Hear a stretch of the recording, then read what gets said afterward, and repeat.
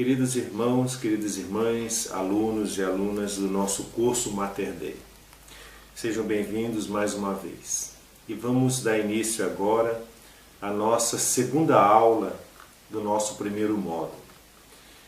E nós iremos iniciar essa aula com a nossa oração habitual, que nós vamos sempre fazer no início de cada aula que nós tivermos. Em nome do Pai, e do Filho, e do Espírito Santo. Amém. Senhor Deus, fazei que nós, vossos filhos, que buscamos conhecer mais os vossos ensinamentos, crescermos na nossa fé e no vosso conhecimento, para que possamos adorar-vos e amar-vos como vós mereceis. Por nosso Senhor Jesus Cristo, vosso Filho, na unidade do Espírito Santo. Amém. Em nome do Pai, e do Filho, e do Espírito Santo. Amém.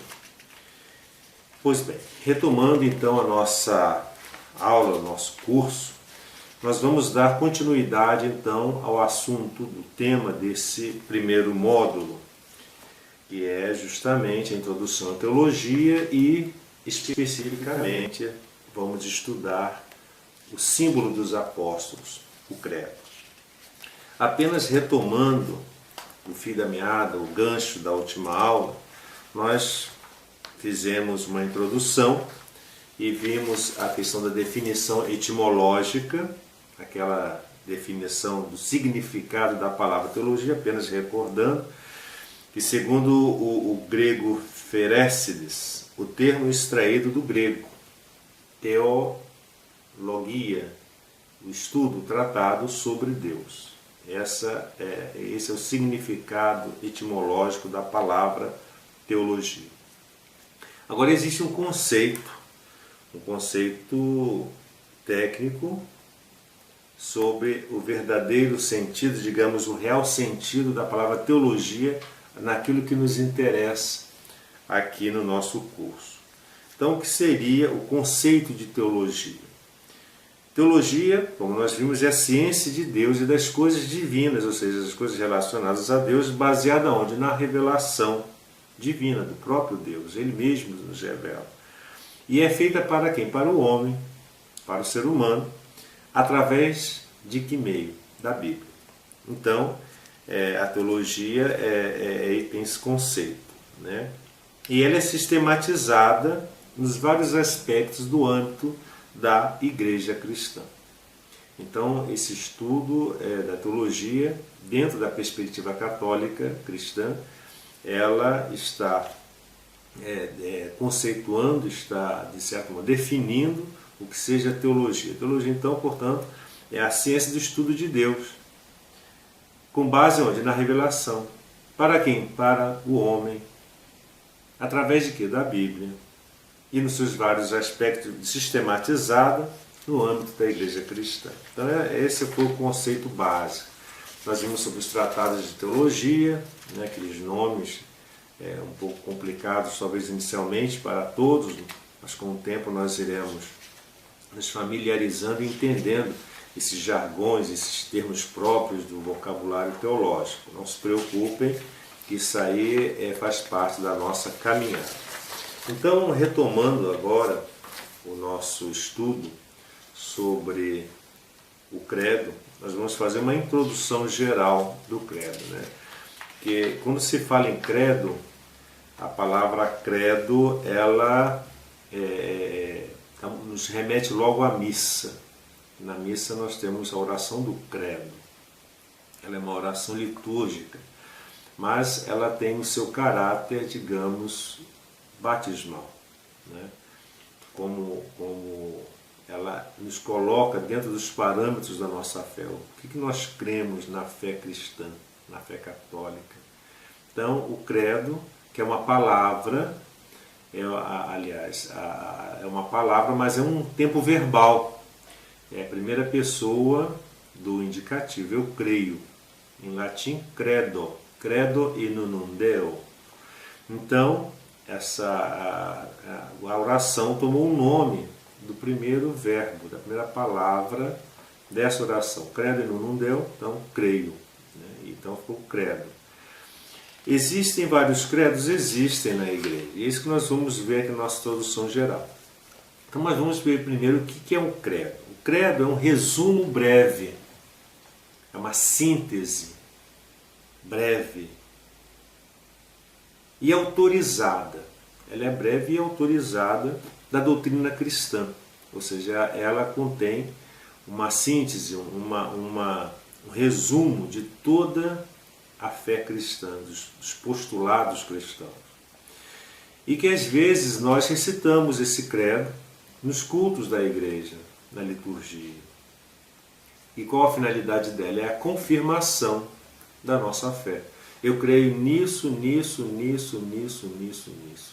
São os pontos, os fundamentos da minha fé cristã. Essas formulações da fé cristã, supostamente tomadas com base no ensino e na evangelização, podem ser encontradas aonde? Então nós vamos encontrar essas definições. Nós encontramos no Novo Testamento. Embora de forma rudimentar, como em 1 Coríntios, capítulo 12, versículo 3. E São Paulo escreveu aos crentes que apresentaram sem reservas ao credo que lhe foi ensinado, em Romanos 6,17. Então nós encontramos no Novo Testamento, digamos assim, os rudimentos do credo que nós temos atualmente. Na igreja existem dois credos clássicos, entre alguns outros. Existem dois credos clássicos que nós professamos na igreja. Um é o credo propriamente dito, chamado símbolo dos apóstolos. O credo dos apóstolos pertence em seu conteúdo essencial para a era apostólica. Por isso que é o credo dos apóstolos. Ela foi, digamos assim, confeccionada, ela foi formulada na era apostólica. Embora ela não seja resultado do trabalho dos apóstolos. Não foram os apóstolos, que sentaram ali, olha, Pedro, vamos, redija aí, crê em Deus Pai. Não foi assim. Ela provém da era apostólica, mas ela não foi formulada diretamente pelos apóstolos. Ela teve praticamente a sua origem na forma de uma confissão de fé. Ou seja, você pronuncia os fundamentos da sua fé. Você confessa a sua fé. Então, ela vem em forma de confissão de fé. Usada onde? Na instrução dos catecúmenos e na liturgia do batismo. Então, aqueles primeiros cristãos que eram formados, os catecúmenos, preparação para o batismo, eles eram instruídos dentro daqueles postulados, daquelas formulações que estão no credo. Então, o catecúmeno, ele tinha toda uma formação. Então, ele, para poder resumir todos os seus ensinamentos, as instruções que ele tinha, o credo era, digamos, o resumo de tudo aquilo que ele tinha aprendido na sua fase de catecúmeno. E na liturgia do batismo, ele fazia aquela profissão de fé de tudo aquilo que ele já tinha aprendido. Então, o credo pode ter sido aprendido de coração e na primeira vez transmitido oralmente. Ela foi essa transmissão oral. Baseia-se em fórmula atual em Roma, embora a forma atual do texto não apareceu antes do século VI. Até o século VI não havia assim uma forma, digamos, uma fórmula explícita, digamos, formulada de maneira definitiva. E ela é usada pelos católicos romanos. Nós, católicos cristãos, católicos romanos, que nós a usamos. E em muitas igrejas protestantes. Mas nunca foi aceito pelas igrejas ortodoxas orientais. O credo do símbolo dos apóstolos não é usado, não é recitado nas igrejas ortodoxas. Ela é própria dos católicos romanos, mas muitas igrejas protestantes a usam também. E existe um outro credo clássico, famoso, nós usamos esse credo na missa, nas missas mais solenes, é um credo mais comprido, mais detalhado. Ele é chamado de credo niceno-constantinopolitano. Até o nome É um pouco complicado. Niceno, porque é de Nicéia. Constantinopolitano, porque veio de Constantinopla. Como assim? O credo clássico, niceno-constantinopolitano, uma parte sua do credo vem de Nicéia. Era uma expressão da fé da igreja, tal como foi definido no Concílio de Nicéia, no ano de 325, século IV depois de Cristo. E a outra parte, complementando esse credo, foi formulada em virtude do Concílio de Constantinopla, no ano de 381. E mais tarde, reafirmada no Concílio de Éfeso, em 431.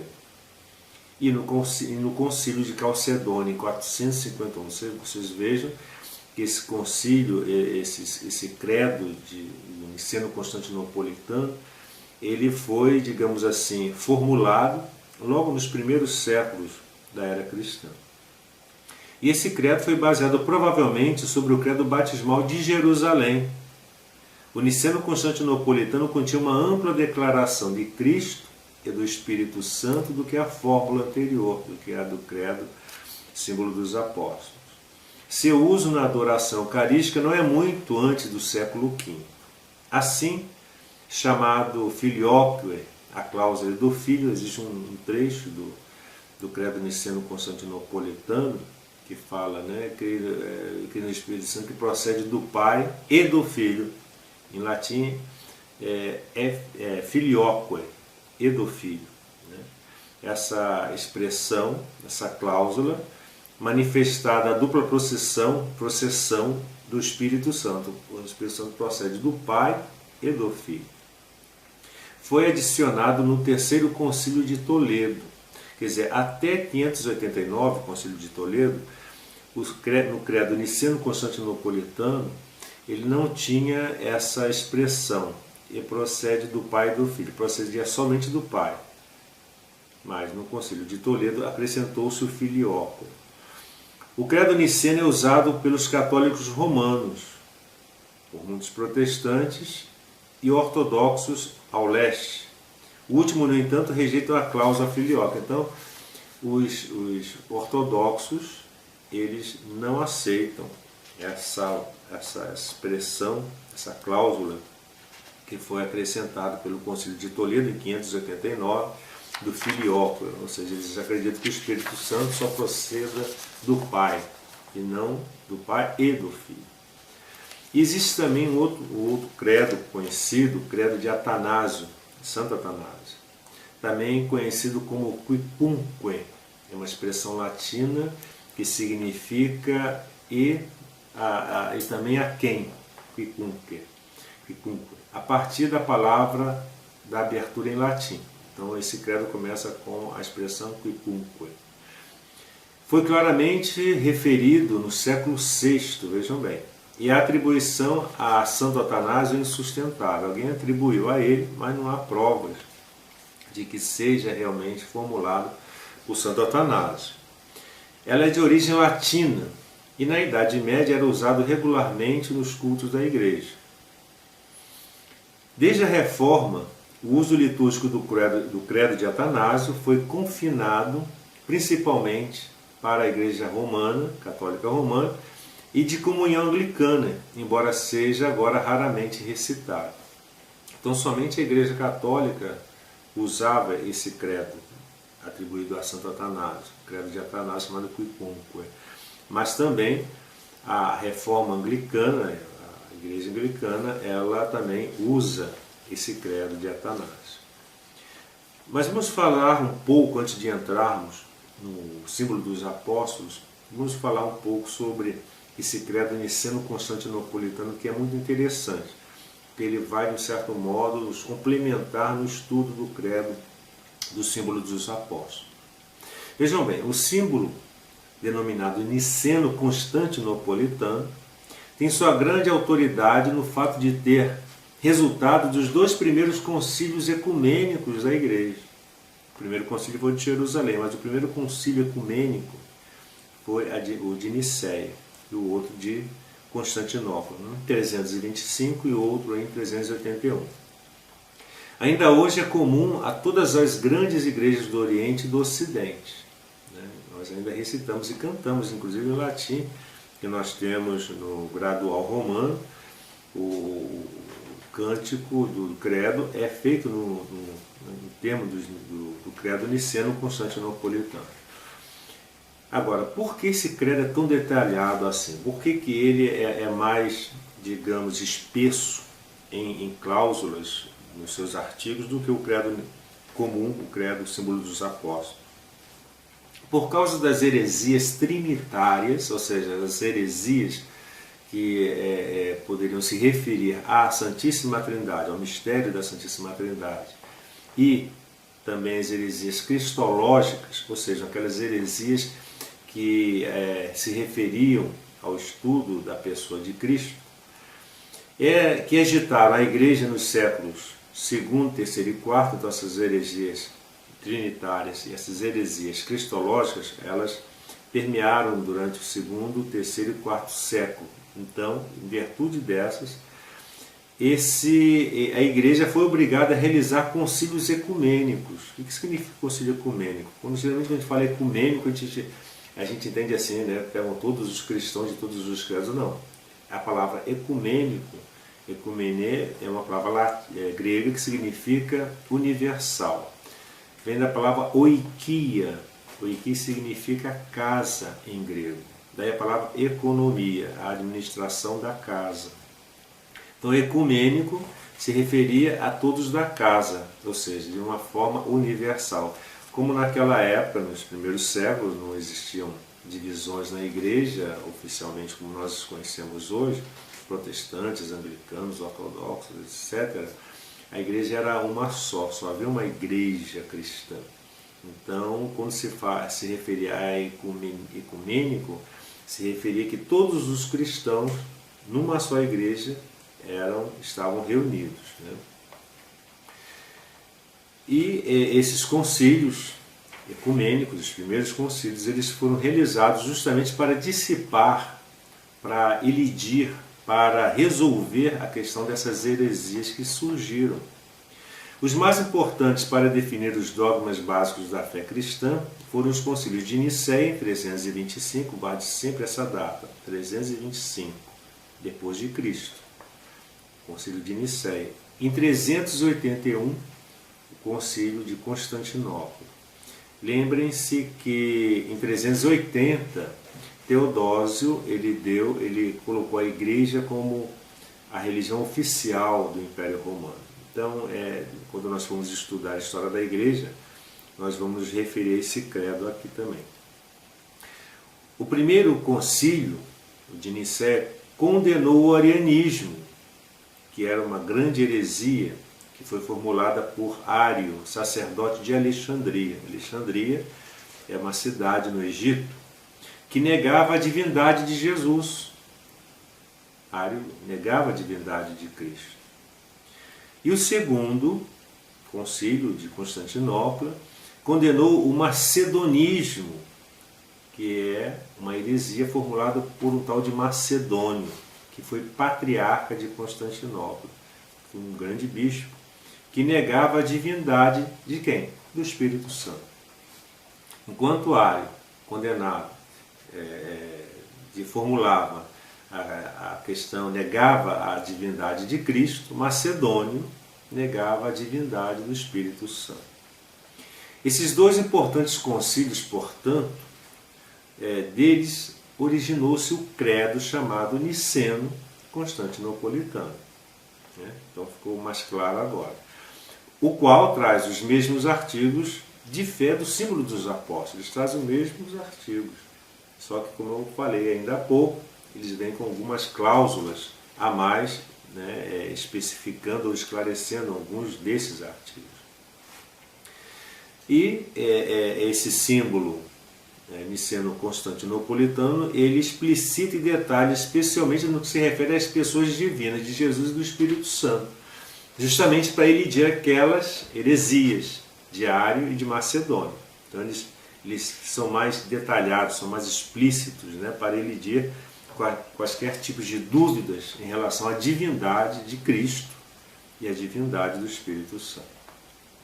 Além desses dois símbolos de fé mais importantes, outros credos foram elaborados ao longo dos séculos, sempre em resposta a dificuldades ou dúvidas vividas nas igrejas apostólicas antigas. Então, às vezes surgiam certas dúvidas sobre certo assunto sobre Cristo, a igreja, tal, então eles criavam um credo, formulavam um credo, justamente para elidir aquela dúvida, aquela heresia. Um exemplo, como já referi, foi o símbolo quicunque atribuído a Santo Atanásio, do século III. Ele nasceu em 295 e morreu em 373, que foi bispo de Alexandria. Também tinha as profissões de fé dos concílios de Latrão, de Toledo, de Lyon, de Trento, e também de certos pontífices, certos papas, que formularam alguns credos, como o Papa Damaso e o Papa Paulo VI, mais recentemente, em 1968. Então, nós tivemos uma visão do porquê, da motivação desses credos, e principalmente do credo niceno-constantinopolitano. E agora temos aqui o credo, esse credo niceno-constantinopolitano, especificando, né, ele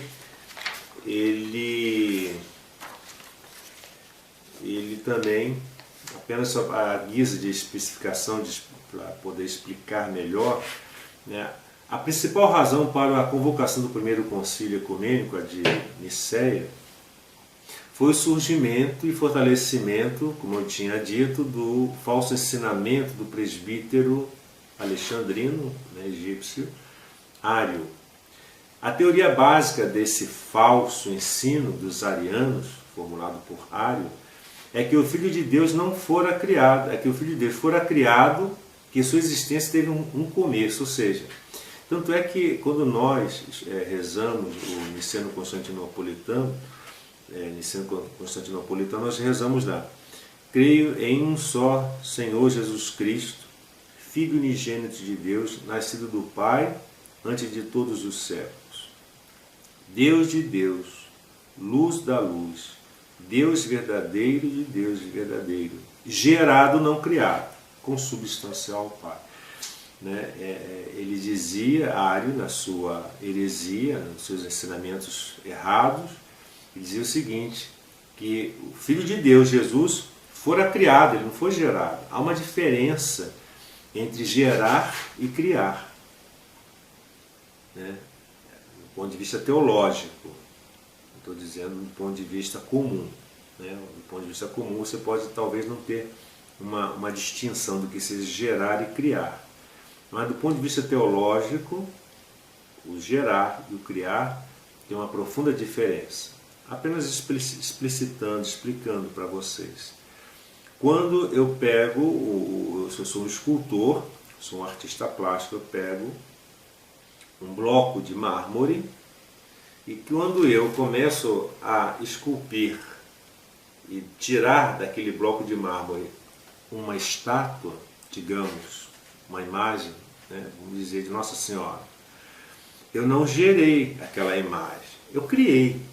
Aquela imagem foi tirada de um material que estava fora de mim. Eu apenas extraí dele, fiz dele uma estátua.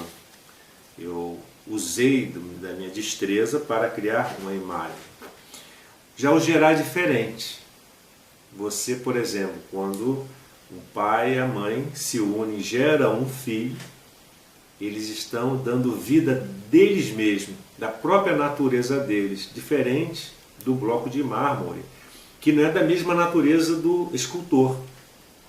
O escultor é humano, o bloco é de minério, pedra. Gerar um filho é da própria natureza. Você não vai gerar mármore, né? Você vai gerar ser humano. Então a diferença entre gerar e criar, só para vocês entenderem. Então Jesus, o Cristo, ele foi gerado, não criado. Que se ele é criação, ele não é da natureza do Pai. Jesus é gerado. Mas gerado como? Isso nós vamos estudar quando nos aprofundarmos esse assunto. né? É um momento que nós estudamos como é que Jesus foi gerado na eternidade. Isso nós vamos estudar calmamente, quando chegar o momento certo. Mas nós estamos aqui apenas fazendo uma ilustração dessa questão do credo niceno-constantinopolitano. Então, vou apenas recitar o credo para vocês verem como ele é muito bonito, esse credo niceno-constantinopolitano. Ele começa assim: creio em um só Deus, Pai Todo-Poderoso, Criador do céu e da terra, de todas as coisas, visíveis e invisíveis. Creio em um só Senhor, Jesus Cristo, Filho de Deus, nascido do Pai, antes de todos os séculos, Deus de Deus, luz da luz, Deus verdadeiro de Deus verdadeiro, gerado, não criado, consubstancial ao Pai. Por ele todas as coisas foram feitas, e por nós, homens, para a nossa salvação, desceu dos céus e encarnou pelo Espírito Santo, no seio da Virgem Maria, e se fez homem. Também por nós foi crucificado.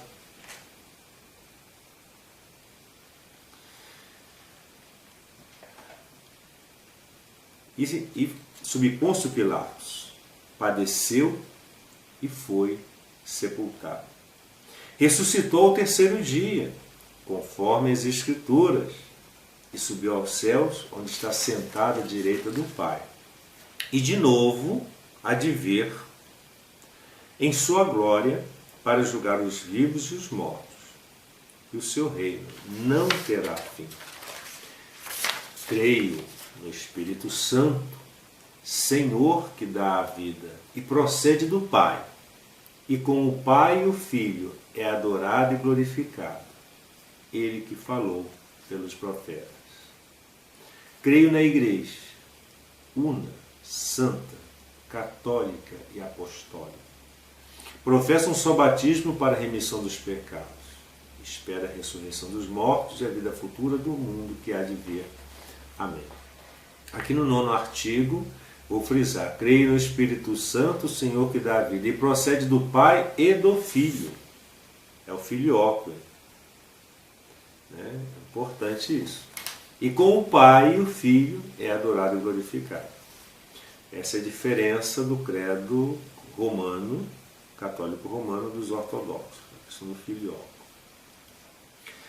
E tem os seus fundamentos bíblicos também, né? Cada artigo tem o seu fundamento bíblico, mas eu vou, na apostila que eu enviarei para vocês, virão esses fundamentos bíblicos. Eu não vou me ater a ele aqui porque nós estamos estudando esse credo especificamente e o tempo também é muito pouco. Nós temos que focar mais naquilo que é mais importante para nós nesse momento, porque o assunto é muito vasto, é profundo. Só uma aula, só a questão do credo levaríamos aí a questão do Pai, por exemplo, o primeiro artigo, né? Nós teríamos que fazer um módulo só sobre o Pai. Seriam 8 aulas sobre o Pai. Sobre Cristo, 8 aulas sobre Jesus Cristo. Sobre o Espírito Santo, nós vamos ter um estudo sobre pneumatologia, mas nós não vamos entrar profundamente, porque o tempo não dá. Seria um módulo somente sobre o Espírito Santo, 8 aulas sobre o Espírito Santo. Pode ser que futuramente nós façamos isso, mas nós temos que fazer, infelizmente, um voo rasante, atento, é claro, sério, mas infelizmente no tempo nosso, a nossa pretensão não é essa inicialmente. Então nós vamos deixar aqui as pistas para vocês estudarem, vocês correrem atrás, digamos assim, né, como se diz na gíria, vocês poderem sentir o sabor do mel na boca e procurar o favo, né, estudar mais, pesquisar mais. Então vamos entrar agora no que mais nos interessa, que é o símbolo dos apóstolos, que é o credo mais resumido e que se encontra, né, no livro do Catecismo da Igreja Católica. Né? Se vocês forem estudar o credo, vocês vão encontrar lá o credo da símbolo dos apóstolos, né? E isso é importante para nós porque é bom termos em mãos sempre o catecismo, né? E a partir de que ponto nós vamos conseguir encontrar no novo catecismo? A partir do parágrafo 199. Né? Creio em Deus Pai Todo-Poderoso, Criador do céu e da terra. Então vem o primeiro artigo do credo, no parágrafo 199 do Catecismo da Igreja Católica. Então vamos agora dar início então, a essa parte do nosso conteúdo, especificamente do símbolo dos apóstolos. É bom vou ler aqui o símbolo dos apóstolos. Eu li o Niceno Constantinopolitano, vou ler agora o símbolo dos apóstolos para vocês terem uma noção, né? Se possível vocês terem em mãos aí, né? Quem tiver em mãos a Bíblia da Ave Maria, tem os anexos lá atrás que tem a missa, vocês vão encontrar o credo. Então quem puder acompanhar, interessante seria, né? Então vejam bem, o credo é esse, são 12 artigos. Primeiro, creio em Deus Pai Todo-Poderoso, Criador do céu e da terra. Segundo artigo, em Jesus Cristo, um só seu Filho, seu único Filho, nosso Senhor. Terceiro artigo, que foi concebido pelo poder do Espírito Santo, nasceu da Virgem Maria. Quarto, padeceu sob Pôncio Pilatos, foi crucificado, morto e sepultado. Quinto, desceu à mansão dos mortos, ou aos infernos, ressuscitou ao terceiro dia. Sexto, subiu aos céus, está sentado à direita de Deus Pai Todo-Poderoso. Sétimo, de onde há de vir a julgar os vivos e os mortos. Oitavo, creio no Espírito Santo. Nono, na Santa Igreja Católica, na comunhão dos santos. Décimo, na remissão dos pecados. 11º, na ressurreição da carne. 12º, na vida eterna. Amém. Então, esse é o credo que nós vamos estudar especificamente, o símbolo dos apóstolos. Esse credo, ele se divide em 3 partes. Na primeira parte, trata da primeira pessoa divina e da obra admirável da criação. Quem é a primeira pessoa divina? É o Pai.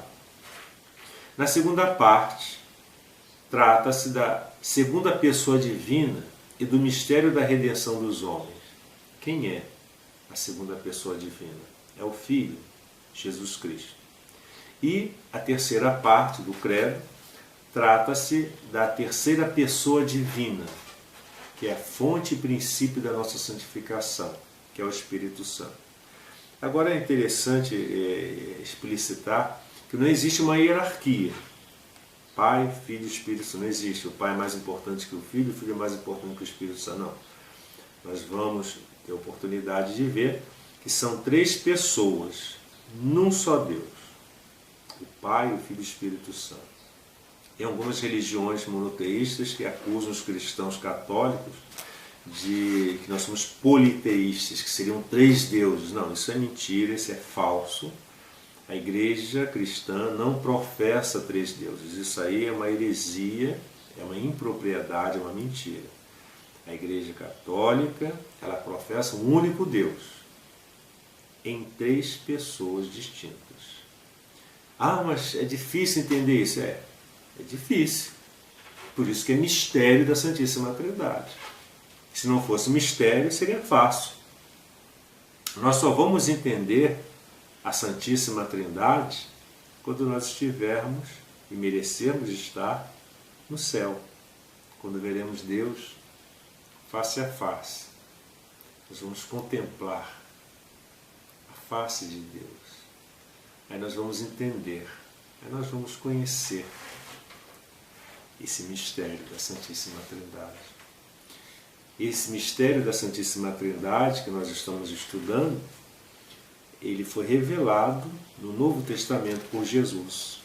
Até Jesus não se tinha essa noção de Deus em três pessoas. Né? Existia aquela visão de Javé, Deus dos hebreus, Deus de Abraão, Deus de Isaac e de Jacó.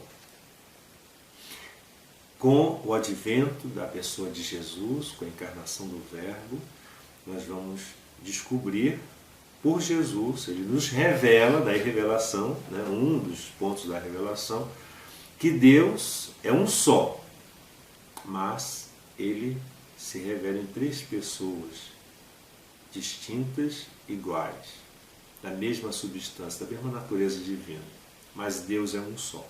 É um mistério. Nós não podemos ter a pretensão, né, ou a petulância de querer entender a Santíssima Trindade. Pelo menos aqui nesse mundo, nessa vida, não. Mas nós esperamos, na eternidade, contemplar a Deus, adorar a Deus na sua, digamos, na sua essência. E é interessante que tive um professor de teologia, Dom Estevão Bittencourt, hoje em processo, né, de beatificação. Tive a graça de trabalhar com ele na Mater Ecclesiae no Rio. E ele falava muito isso na sala de aula. Mesmo no céu, mesmo tendo a visão beatífica, a Lumen Gloria, que depois nós vamos estudar isso também, mais adiante, nós não veremos Deus na sua totalidade. Seria, digamos, impossível para a nossa natureza humana, mesmo no céu, contemplar Deus na sua totalidade. Que Deus é tão imenso, Deus é tão grande, Deus é tão infinito, que nós mesmo nos céus nós não iríamos ver totalmente a sua essencialidade. Nós iríamos ver aquilo que a nossa própria natureza nos foi proporcionada. Por isso que Cristo fala, quem vê a mim vê o Pai. Então, Cristo é a manifestação do Pai para nós. Por isso que nós temos que amar Jesus. Amamos Jesus, amamos o Pai, ou seja, amamos a Deus na sua totalidade. Né? Então, amados irmãos, hoje não quero me alongar muito, fiz essa introdução, né, do credo em geral, do credo niceno-constantinopolitano, do Quicunque, de Santo Atanásio, distinções, né, que algumas especificações do credo niceno-constantinopolitano, do Filioque e tal, e demos agora, né, esse gancho para a próxima aula do símbolo dos apóstolos, no qual nós vamos pegar o primeiro artigo, que não é fácil, é comprido, mas nós vamos também ver se nós conseguimos já pegar o segundo artigo, né? Então, para a próxima aula nós vamos estudar Creio em Deus Pai Todo-Poderoso, Criador do céu e da terra. Se o tempo couber, nós já pegaremos o segundo artigo, em Jesus Cristo, seu Filho único, nosso Senhor. Então, que aumente em nós esse desejo de conhecer mais a Deus. Suscite em nós, Deus, a graça de podermos aprofundar na nossa fé. Tão bonito, tão lindo, né? Vocês, quando puderem terminar o curso, se Deus quiser, vão sentir aquela sede, aquela vontade de se aprofundar mais nessas verdades. E quanto mais a gente estuda, mais a gente vê que a gente não sabe nada. A gente não tem noção de quem seja Deus, na verdade. Isso só nós teremos no céu. Mas já aqui já temos algum consolo, alguma coisa, né, que nos atrai a Deus. Então isso é importante. Que esse estudo ele não seja meramente intelectual, mas que ele seja também, né, cresça em nós esse afeto por Deus, o amor a Deus, o amor a Jesus, o amor às coisas de Deus, o amor ao seu reino, o amor à sua igreja. Então, esse estudo tem que sustentar, mover, dar combustível, azeitar a nossa espiritualidade, a nossa ânsia de busca de perfeição, de santificação, de estarmos unidos a Deus. Isso é que importa. Esse é o objetivo maior do curso, né? Então, terminando, vamos terminar pedindo a Deus e agradecendo a Ele por tudo que Ele nos tem dado. E as bênçãos também, pedindo a ajuda de Nossa Senhora ela que educou Jesus também nos eduque. E que o Senhor nos abençoe, guarde-nos de todo mal e nos conduza à vida eterna. Amém.